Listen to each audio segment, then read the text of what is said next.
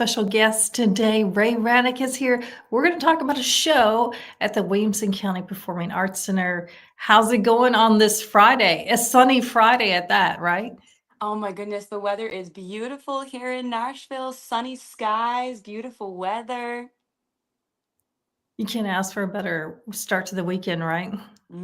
Absolutely not. I think my favorite part of the morning is when I wake up and I push my blinds to the side and I'm like, oh, I'm greeted by the sun and the birds. It's just the best. I know we've been waking up in the dark for a while. And so it is nice that finally the sun is out at a decent time instead of like you feel like half your morning's gone and finally the sun decides to appear.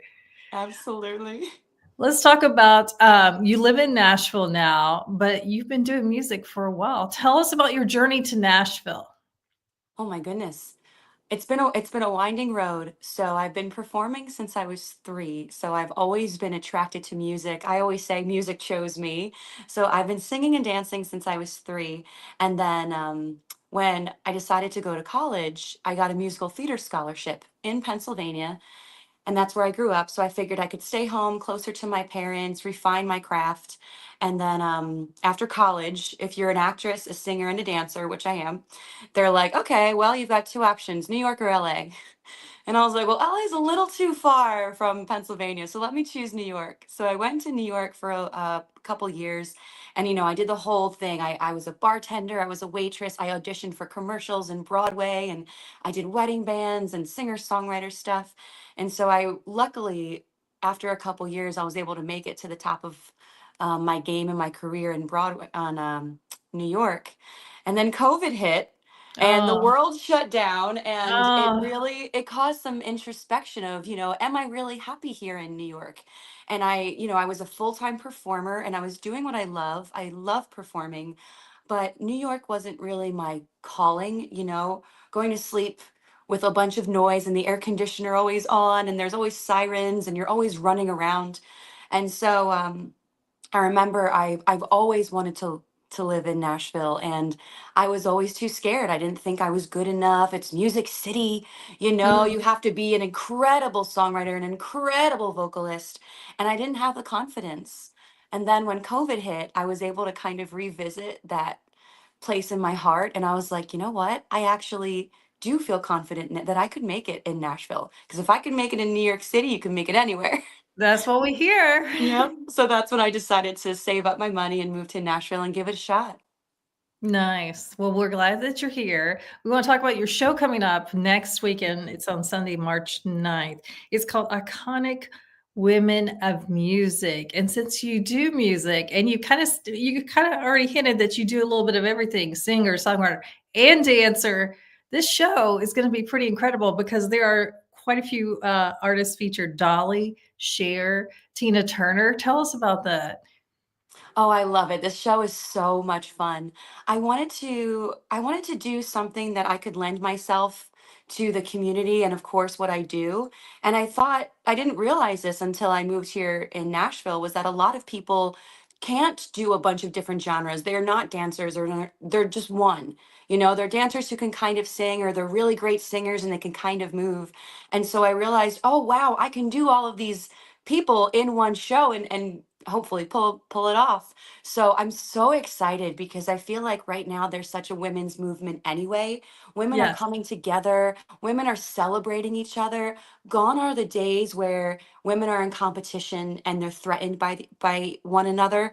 And so I feel like I really wanted to be a part of that movement and a part of that community and celebrate women being awesome and women in their power.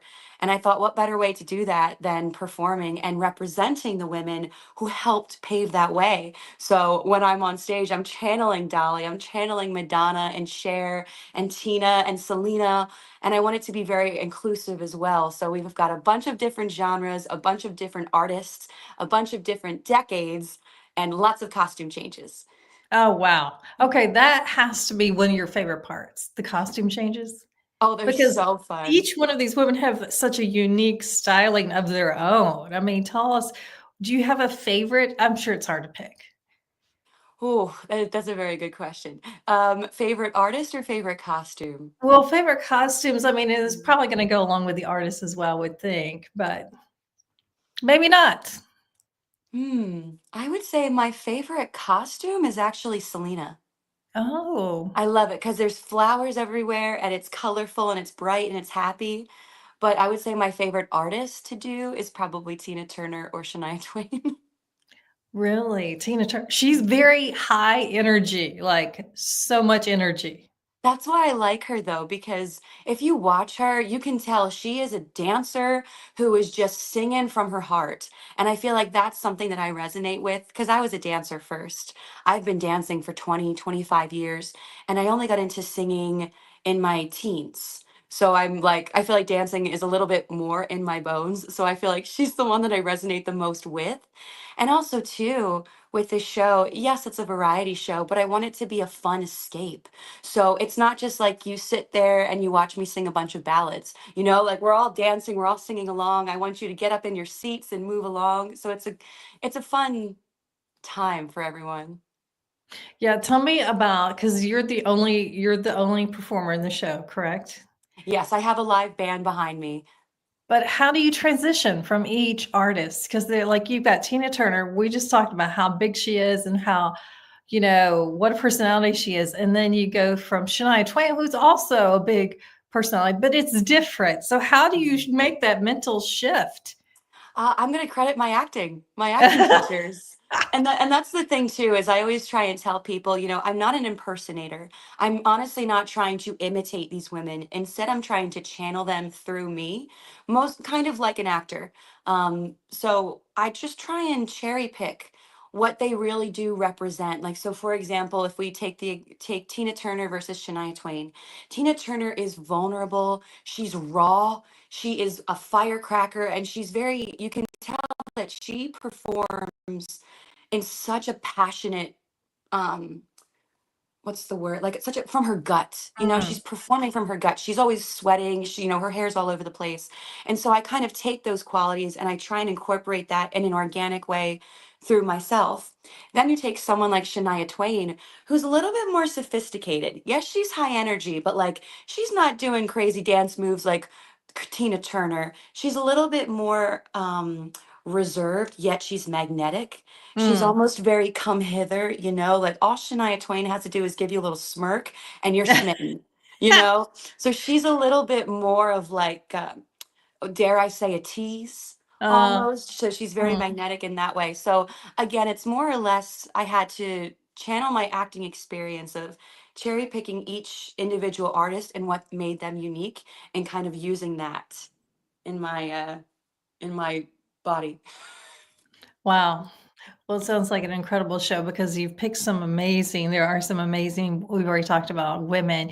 And each of these women, like if you've recently seen the Broadway play of Cher or Tina Turner, all of them have overcome a lot. And soon we're going to get to see Dolly this summer. Her story is going to be on stage.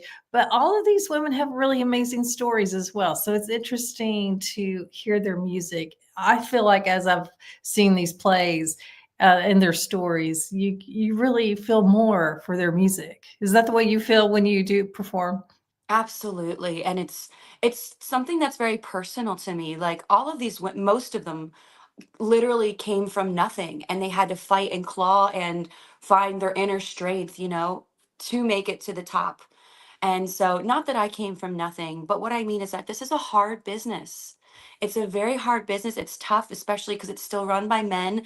So you're trying to gain the men's respect, but you're also trying to keep your distance. So it's just it's really hard. And so again, tying it all back to there's such a women's movement going around, and we all want to like help celebrate and help each other, literally help each other. So I feel like these women, it is part of their story and it helps us connect with them even more. And the reason why I chose the artists that I did is because they have proved themselves through their story, their brand, their songs, that they are timeless. Like Stevie Yeah. Nicks is from the 70s and the Gen Z is still singing Dreams from Fleetwood Yeah. Mac. Same with Dolly Parton. Dolly's been in the business for 70 years. So a lot of people ask me, they're like, how come you haven't included Chapel Rowan, or Sabrina Carpenter?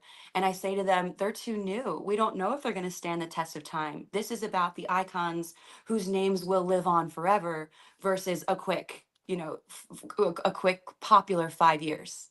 Yeah, yeah. And most of those, by the way, all can go by one name, which I think is incredible, right? If we say Cher, we know who we are talking about, right? That's a great point. I didn't think of that. Or Dolly, or even Shania. I mean, we could Mhm. easily say just one name and Yeah. people will know. Aretha. Aretha. See? Hmm.